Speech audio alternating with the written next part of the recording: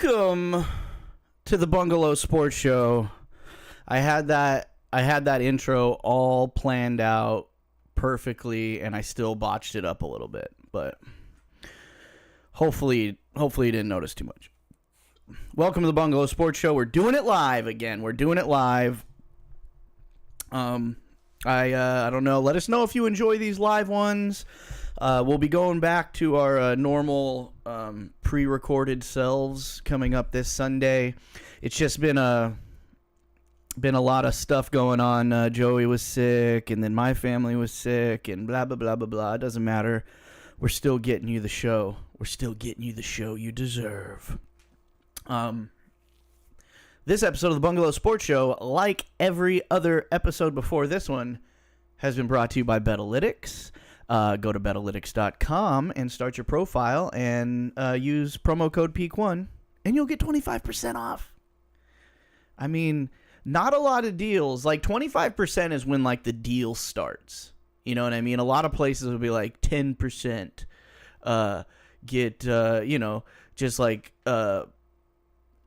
Just smaller amounts that seem like it might be a lot, but it's not. You got to give me at least 25% before I start feel like I'm getting a deal. And Betalytics is offering you 25% off your profile. So get over there. My best buddy, hetero life mate, Christopher Ruben Gonzalez, chiming in on the chat. Yes, it is my birthday. We'll get to that in a second. As if anybody else is watching this but him. I can't see the numbers right now, but I can't imagine that, we're doing too well right at the moment. But also, brought to you by League Swipe.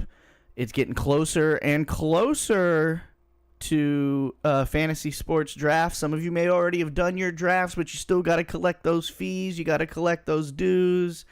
You've got managerial duties when you're the commissioner of a fantasy sports league, and let League Swipe help you out. So go over there and see what they have to offer. And if you sign up, let them know Peak1 sent you. Let them know the Bungalow Sports Show sent you. But anyways, it's my birthday. It's my birthday today. The day, August 21st, 1985. I was thrust from my mother's loins into this world, kicking and screaming, and have turned in to the man that you see before you today. I am 38 years old, and I'm kind of realizing that I'm hitting that threshold where, you know how like the old trope, like old people, I'm 38 years young. 38 years young. And you think it's stupid as hell, but now that I'm like 38 and like I'm almost 40 and everything else, like I'm like, nah, dude, I'm not old. I'm not 38 years old. I'm not old. I'm young. I'm still young. But it is old. It's fucking old, man. I've officially been an adult for 20 years. It's just, are you feeling your age? If you're old, my age, older than me, and you're watching this, listening to this right now, like, do you feel your age? Because I always, that's always something you hear, and that's always, older people are always got aches and pains and shit going on, and I have, like, always either been doing sports or construction. So, like, my body has always kind of been in, like, a state of recovery. Because, like, a day at work could be, like, a week's worth of gym trips, like, depending on what I'm having to lug around that day. When I was younger, it was a lot worse than that. And then we had to go even further back in wrestling. It's like, so you're, like, I'm always just kind of recovering from something, even if it's just a hard day. So, like, I can't really, like, pinpoint the injuries and like, oh, this happened when I was this old. This happened when I was this old. Oh, now that I'm old, I'm feeling this. Because it's like, yeah, I've had back pain since I was 16 years old. You know what I mean? I've had knee pain. I've had all kinds of other stuff going on. so having that be part of my life, like I've just kind of ignored it, most of the everyday aches and pains that most people feel, I guess. Like if you have an office job where you're not forced to be in pain all day, like when you're doing shitty construction work or wrestling practice, like you just have to be in pain. There's no other way to get around it. It's going to be uncomfortable, and you just kind of have to ignore it. You know what I mean? Because I still got to go to practice tomorrow. Still got to go to work tomorrow, even though my arms feel like noodles because I've carried 75 sheets of sheetrock up this staircase. Like, my legs, my thighs hurt. My arms are wet noodles. But I got to come tomorrow, and I got to do it all again. Like, you know what I mean? There's no choice. So you just ignore it, and you just keep going. You just keep going. But I tell you what, this week, working in the heat this week in Central California, in the dry, 110 degree, whatever. Last week we had like 3 days. We had all week, I think, was over 100, but we had 3 straight days where it was like 107, 108, 110 or some crap like that. And, I was working outside all those days. And, there was just one day where it was like 130, and I'm just walking around the corner of this house, and I'm like, why am I so tired? And yeah, it's 110 degrees outside, and I was working and all that, but it's like, I'm just starting to have these moments of like, 28-year-old Cole wouldn't have had to stop and take that sigh. You know what I mean? Like, I'm finding myself like really having to focus on like my stretching and my warm-ups and stuff for hockey. Not because I'm getting hurt, but because like for my body to operate the way I want it to, I've got to prep it. You know what I mean? Like, I'm getting to the point where I'm going to start stretching just to go to work and shit like that. Not because I'm worried about getting hurt or anything. It's literally just prepping the body so it works correctly when you want it to. Like, I showed up to hockey last week, like, right at the freaking dinner bell, bro. Like, I showed up late. It was a long story. This dude paid me cash. I'm like, oh, you know what? I'll hit the ATM on my way to the hockey game. You know what I mean? And put it in the bank. I go. The bills are nice, crispy, brand new, and the machine keeps spitting them back out. So I literally had to put them in one at a time and do like a separate deposit for each one of these fucking bills. So I ended up standing there at the damn ATM machine for almost like 20 minutes. But it was crazy. But it was like I was already there, so it was like I just need to get this done. But I digress. It made me later than usual to hockey. I wasn't late to the game, of course. I would never be late to the game. But I like to show up early.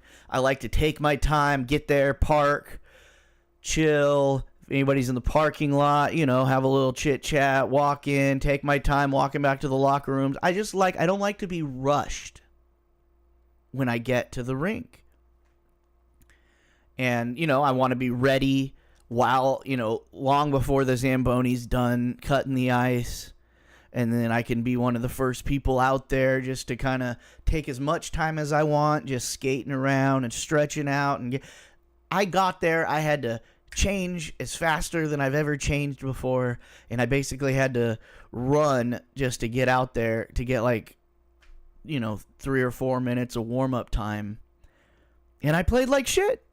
I had my worst game I've ever had since switching to ice hockey. And it may be all in my head, but I swear to God, it was just my preparation was thrown off. So it's like now that I'm older, whether it's mental, physical, or whatever, it's like I like a certain amount of preparation. I've always been a mental preparer. I'm like a guy, I like to, if I'm going to build a project, I'm going to work on something, I like to stand and just kind of, you got to cross the arms. And you just kind of got to stare at it, what you're going to do, visualize it, you know what I mean? Make it make sense in your head. I've always been a mental preparer, but now I've got to couple that with the physical preparation of an old man. And that's all I'm going to say about that. But I'm going to also give you, since I turned my birthday into hockey talk anyways, Dirt League update, even though I'm technically not in the Dirt League right now. I'm up a league. in the Silver League. I just want to report that I might be a dynasty. You know what I mean? I might be a dynasty. Ryan, my buddy, Ryan Avant, Fireman, he might be a dynasty because this is our third season of ice hockey. And this will be our third championship game. Now tell me who's got stats like that. You know what I mean? Patrick Mahomes didn't make 3 in a row. He skipped 1 year. You know what I mean? It's just, what are you going to do? I'm a dynasty. I'm a damn dynasty. And I've won 2. What if I win 3 in a row? Not just make it to 3. What if I win 3? What are people going to be saying about me? They won't let me go back down to the dirt league if that happens. They may kick me out of the whole league, period. Anyways. Hey. We got an XO Jazz fan on here. How's it going? All right, let's talk about some real sports. Let's talk about my favorite sport of them all. Let's talk about baseball. MLB, Major League Baseball. And this week's story, like last week, we went kind of negative. We talked about Wander Franco, and we talked about how he allegedly had a relationship with a teenager. But so this week, just to change it up a little bit, we're going to talk about Wander Franco allegedly having a relationship with a second teenage girl. Not the same one, different story. But apparently this week, another young lady or representatives of another young lady have come out and said that she has also had a explicit relationship with professional Major League Baseball player Wander Franco. So, anyways, that's all I have to say about that. That's all the baseball talk for today. Moving on, MLS. Messi, too good? Like, is he too good? I don't know. He came in and he dominated. People are trying to say that it's fixed. Like, they brought Messi over and they're just letting him win. It's like, no, dude. Like, it's just the skill level is just that much different. If you're not a soccer fan or a football fan, because I know foot, okay? I know football, American football, and I know football. I know football and I know foot. Okay? I'm a foot head. And if you're not plugged in into the international football world, it's just the MLS versus basically everywhere else in the world. It's one of the lowest skill level leagues out there as far as professionals go when it comes to soccer.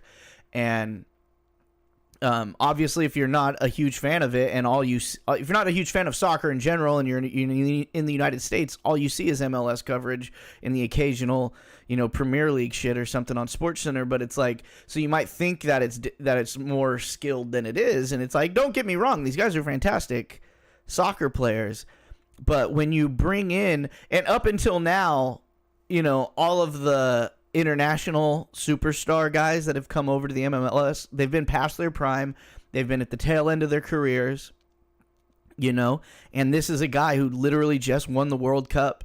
This is a guy who is arguably in his prime right now. Yeah, he might be at the end of his prime, but he is far from the end of his career, especially if he spends the rest of it in the MLS. But his small time, these last, whatever it's been, 2 months of Lionel Messi being in the MLS, he's been so good, it's prompted people to think that it's fixed.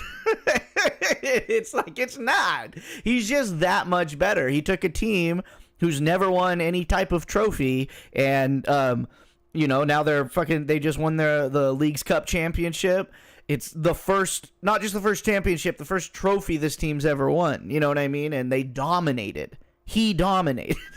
And it's like a one-man, you know, of course he's got teammates. He's not doing everything out there, but when he's out there, everybody else might as well be a decoy. And then every once in a while, one of the decoys becomes the primary target. You know what I mean? So it's like, it just makes it, the way soccer is played and the way MLS is played versus, you know, European or international soccer, the skill level is just, it's shown. It's like a pro out there playing with like high level high school students, or like the highest level high school soccer team playing against, you know,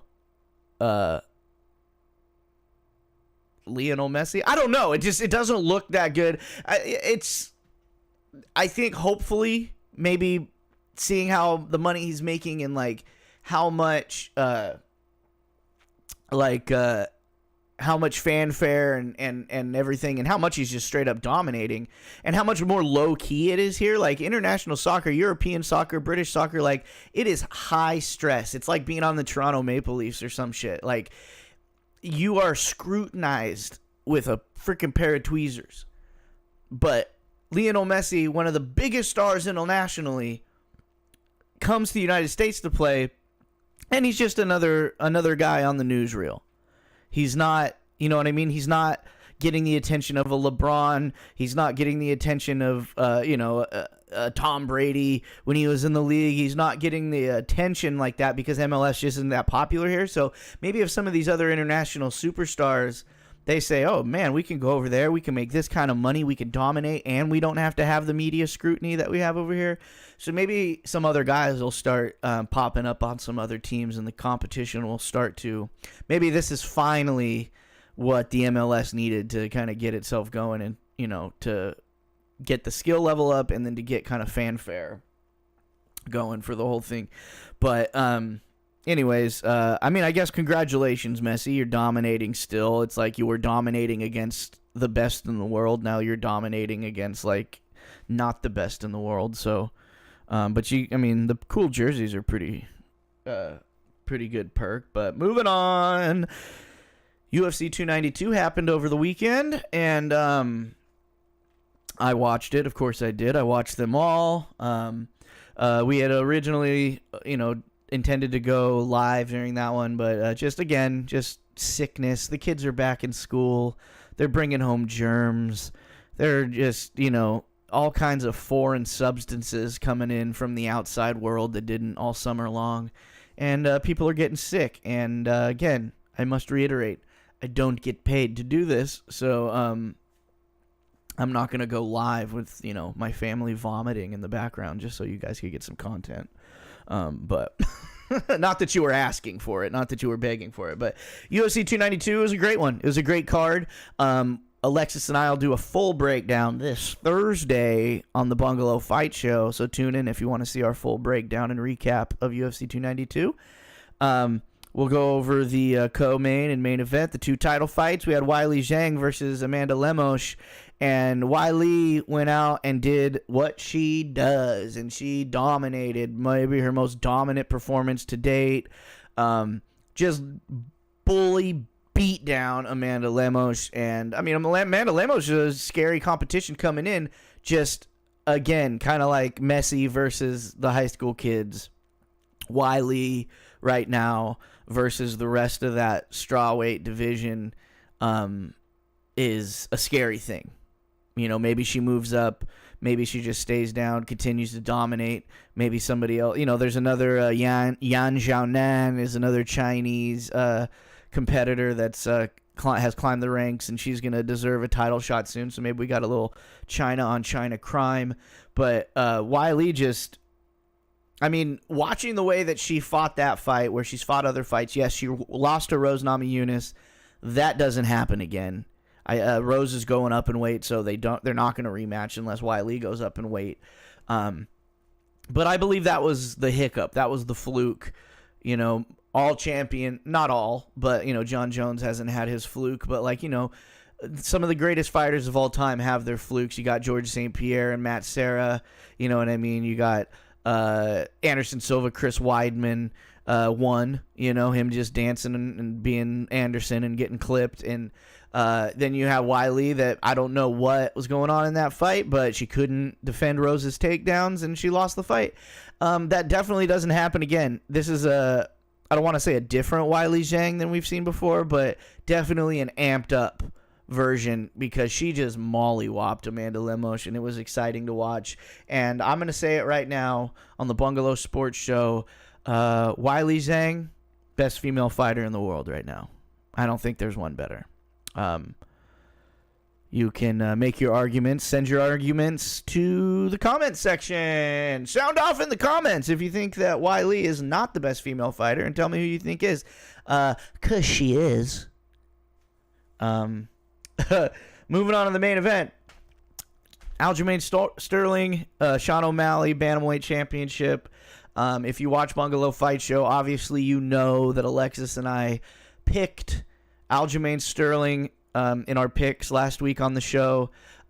We had our reasons then of just, his wrestling prowess. Sean's, we haven't seen much of Sean on the ground. Things like that. Just first title fight. Can he catch him? Da-da-da. We just thought Aljo was on a different level right now.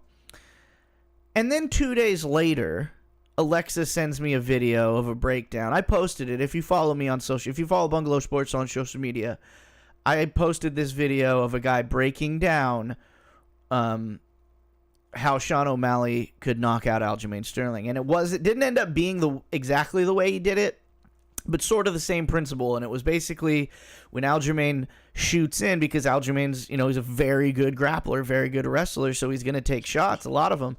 And when he shoots in, he comes in head up, face up, rather than chin down, right? And he comes in, and in a few fights, they showed that this maneuver allowed, lesser strikers than Sean O'Malley, they landed knees on him.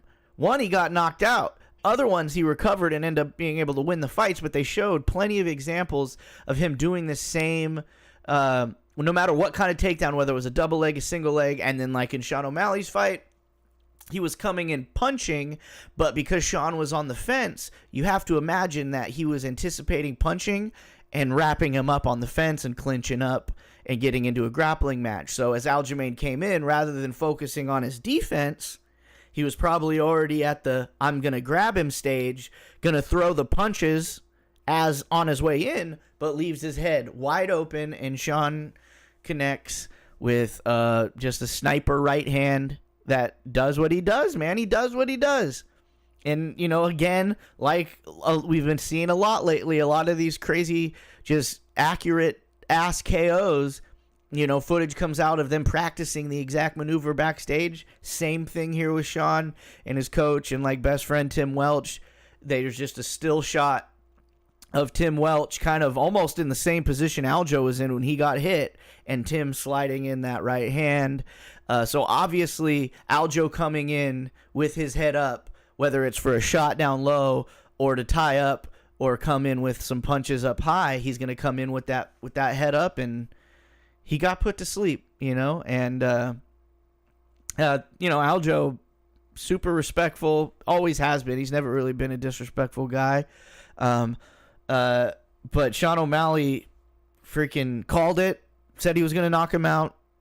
I say, that press conference, I shared that one too, of like, da-da-da, da-da-da, Sean O'Malley knocks out Aljamain poop stain Sterling. And it's like, he did it. He came in, he knocked him out, he won the title.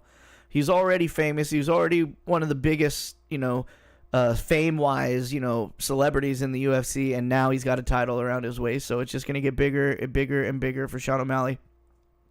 And the thing about Sean O'Malley, too, is like him or hate him, he does. He looks like a freaking trailer park troll doll, but like, he's just a young guy, and he's expressing himself. He's like, I don't like my artists normal. You know what I mean? It's like, and these UFC guys, yeah, they're athletes, but they're martial artists. They are fucking artists. They're weird, wacky dudes. There's the MMA guys that are complete athletes, and then there's martial artists, right? And you can see the difference.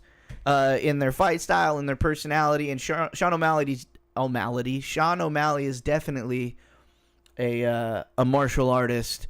And he came out and proved that he's not just a flash in the pan. He's not just a guy that the UFC pushed along because he's popular.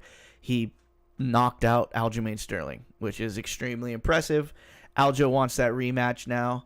I know there's a few other fights that look good for Sean O'Malley, but I honestly think Aljo, even though the fight was over fairly quickly, nobody really got a chance to kind of mix it up. I think just on resume alone, Aljo deserves a rematch if he wants an immediate rematch. But I'm not the boss, right? All right, moving on. Football news. Moving on with the New York Jets and Hard Knocks, right? I'm not going to do like a full episode recap. I'll just give you my highlights. This week's highlight was Quinnen Williams. Not only is he a high paid, not only is he one of the best at his position, he's got one of the coolest, brightest attitudes and personalities out there, or at least getting shown out there in the National Football League. I mean, and look, now he's got those braces off, so he's got those brand new Steve Harveys on. I don't know if you guys remember, but he was drafted with braces, caught some flack being a nerd with braces. But they're off now, and he's looking like the host of the Family Feud right now, dude. And he's a funny dude, jovial, doesn't take shit too seriously. Like, yeah, he's an aggressive motherfucker like you got to be if you're an interior defensive lineman in the NFL. But, just if you don't watch Hard Knocks, go watch it. You'll fall in love with these players for the rest of their careers, man. Like, you get to see another side of these guys. And it's really cool because I'm not a Jets fan. My buddy Tim's a Jets fan, so I can, live vicariously through him. But forever now, just off that one episode of Hard Knocks, I will follow Quinnen Williams', journey through his NFL career because he seems like a fantastic human being. All right. Let's break down the AFC South. Last week we did the NFC South. This week we're staying down south. Let's start with the Texans. This is another, last week, obviously I declared the NFC South to be the worst division. But I'm going to, other than, some bright spots on rosters, this might be the second worst division aside from maybe the Jaguars. But let's start with the Texans. They're going to have C.J. Stroud. They're going to have C.J. Stroud under center, as they should. They picked him. They need to put him in there. If he really shits the bed, they've got reliable old Case Keenum waiting there on the bench for him to, finish out a disappointing or mediocre season. But, C.J. Stroud, it's as the brand new guy, it's just, you can't predict these things, right? It's easier to predict a negative outcome than a positive one. So, it's easier to say, well, he's going to suck. The Texans suck. He's on a shitty team. They're going to make him suck. He's going to suck. Okay. That's probably, if I was to have to, somebody forced me to place a bet on how the Texans were going to finish, I'd definitely put it on the negative side if I had to put some money on it. But we'll see how C.J. Stroud does. And then in the backfield, they're not lighting the world on fire either in the backfield. They got, Devin Singletary, Dameon Pierce, a couple real solid guys. But, I think I may have had both these guys on my fantasy teams in the past, and neither of them have been my, number one. So, if that tells you anything. But the league's changing, you know what I mean? We've talked about this, about the running backs and the drama and how the league... Maybe the mediocre tandem running back is going to be the successful plan rather than the one superstar. We'll see. On the flanks, they've got trusty old Robert Woods. And then I made a note here because they've got a lot of receivers on their roster when I was looking at it. But just from the names and maybe a few people who are untested that might have breakout seasons, just looking at it on paper, it's Robert Woods and no one else worth a shit. So that's how I feel about the Texans. Again, I'll give my rankings at the end. And I appreciate you. Clay Ruddy out there. He put his he had his rankings way different than mine from the NFC South, and he put them in the comments. So why don't you put your rankings in the comments too? Be like Clay Ruddy.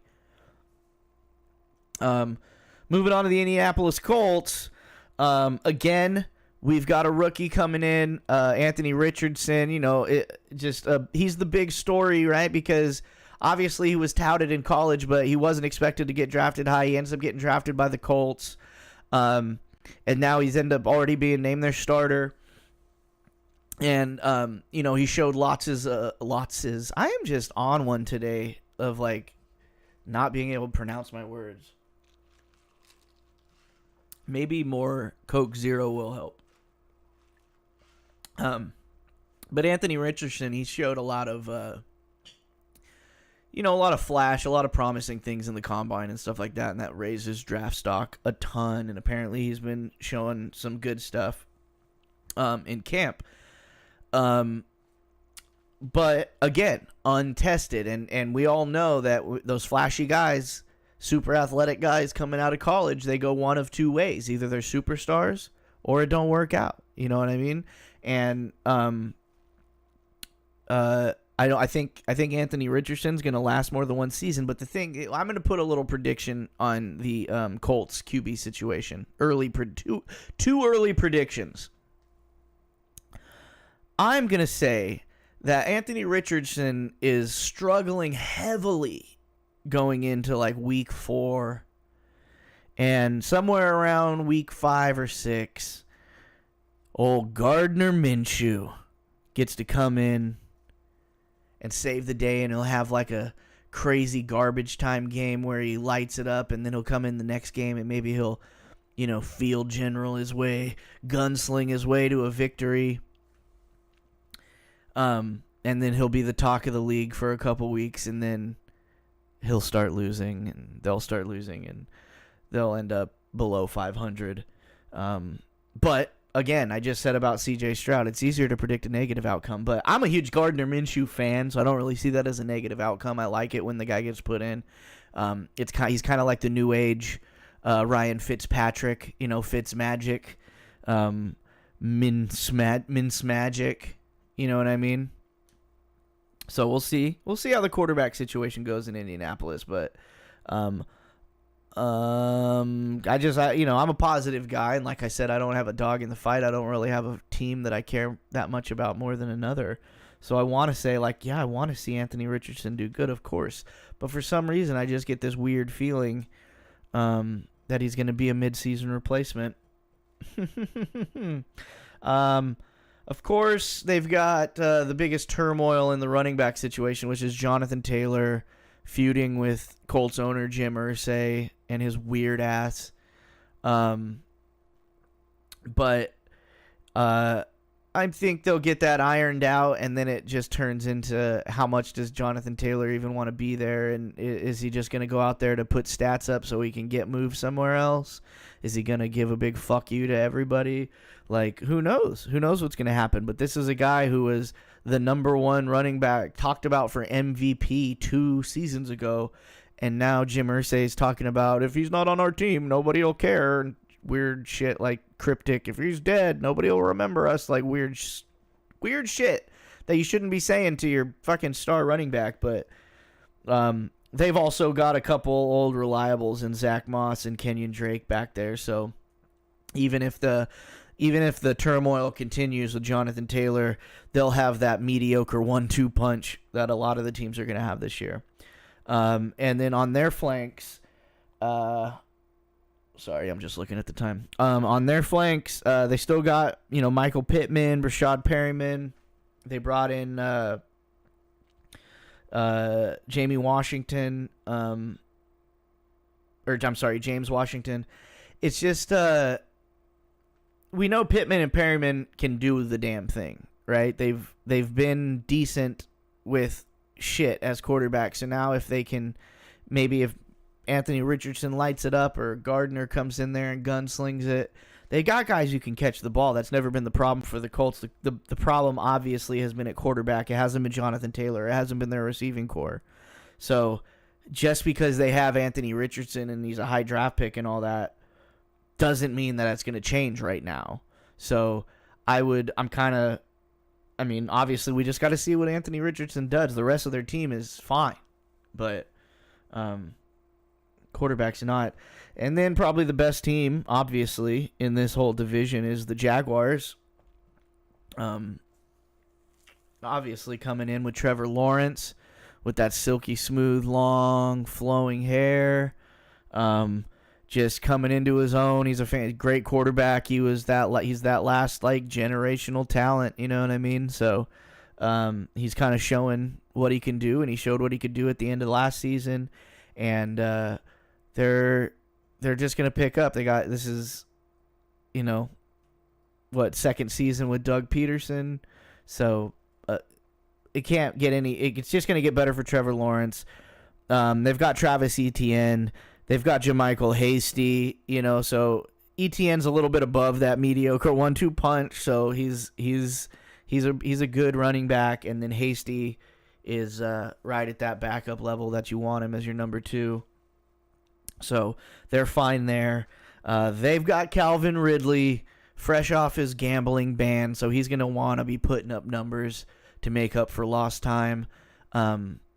So look for Lawrence to Ridley a lot this season. Jamal Agnew, Zay Jones, Christian Kirk. They've just got a solid receiving core, one of the most solid cores in the league. Most teams, you got 1 or 2 names that are reliable, and then a few guys that, are sketchy. You know what I mean? All the 4 of those names. Calvin Ridley obviously is elite, but your Agnews, your Zay Jones, your Christian Kirks, those guys are solid, reliable pieces as receivers, and I think they're going to show that this season, because I've got high hopes for that team. And then finally, we're going to close it out with the Tennessee Titans, who also find themselves in a couple of conundrums the way I see it this season. One is Mike Vrabel, their head coach. Obviously a great head coach. Obviously was a great football player. He's got a great mind. Players like him. But in 2023 NFL, it doesn't matter what's happened at quarterback, injuries here, this, that, things have happened throughout the season that have turned out disappointing because of this, because of that. It's not your fault. It's not a head coaching problem. That's all well and good. But another season of disappointment for Tennessee, and this is the point where teams start looking in other directions, because it's kind of like, well, we've flip-flopped a lot of pieces and nothing's worked out, so we got to flip-flop you, Vrabel. So I think, I'm not saying Vrabel's on the hot seat, but I'm saying if they come out bad, he's on the hot seat. If they end the season mediocre, he's on the hot seat. So with that being said, coming out bad is a possibility, because they've also got kind of a weird situation at quarterback. Obviously, they've got Ryan Tannehill, who is a perfectly good, serviceable NFL quarterback. Nothing flashy, but that's not what you necessarily need. But again, years and years of mediocrity, that'll weigh on you, and that'll weigh on the fan base. And they've got 2 draft picks. They've got Malik Willis, who was there last year, and they got Will Levis, who came in this year. Both highly touted draft picks. Malik Willis got a little bit of time last year and didn't, nobody was rushing out to buy Malik Willis jerseys, but, the NFL is a league of reps, of, time under center when it comes to quarterback. And so he's obviously going to either take a step forward or back this season. Will Levis, we haven't seen him yet. A little bit in preseason and stuff, but he's going to be there. So even if they start Ryan Tannehill, if they start bad, they're moving quick to Malik Willis or Will Levis, whoever they think is better. If they get, Ryan Tannehill's on a shorter leash than Vrabel. For all the reasons I said about Vrabel, is you're not bad, Tannehill, but it's just not happening. You know what I mean? So it's not going to take a lot for those quarterbacks to be shuffled around, and that's never good for an end result for a football team. So that's why I say, Vrabel, Tannehill, Everybody's on the hot seat because also arguably the best running back in the league for the last 5 years, Derrick Henry, he re-signed on a 1-year deal, I think, but like he's not happy there. He's not making what he wants to make. He's having the same issues that all these other running backs are having. So, I mean, and I guess you're just hoping that he goes out there and he does what he does just to prove to the next team, like, hey, somebody pay me the money because I can still do it. And if they're not going to give it to me, somebody else give it to me.